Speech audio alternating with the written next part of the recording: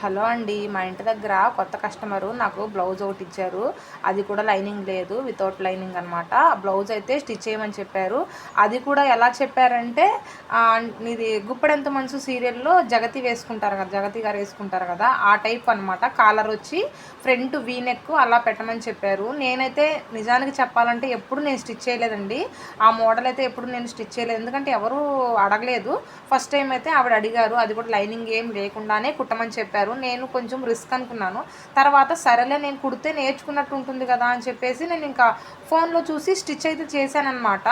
అయితే ఏమన్నా మళ్ళీ చెడిపోతుందేమో అనే నెగిటివ్ నాకు లేదనమాట. నేను ఏమనుకున్నా అంటే ఎలాగైనా సరే కుదురుతుంది, ఎందుకంటే నేను ఎప్పుడూ కొన్ని కొన్ని రానివి ఫోన్లో చూసి నేర్చుకొని కుడతాను కాబట్టి అలా ఏం అనిపించలేదు. కొంచెం అటు ఇటు అవుతుంది కానీ పర్ఫెక్ట్గా కుదిరిద్ది నాకు. ఇంకా ఇప్పుడు కూడా అలాగే అనుకున్నాను అనమాట. కటింగ్ స్టిచ్చింగ్ మొత్తం కంప్లీట్ అయితే అయిపోయింది. అంటే మార్నింగ్ నుంచి కరెంట్ లేదని చెప్పేసి మధ్యాహ్నం కట్ చేసి అప్పటికప్పుడు నేను స్టిచ్ అయితే చేశాను. మొత్తానికి బ్లౌజ్ అయితే సూపర్గా ఉంది.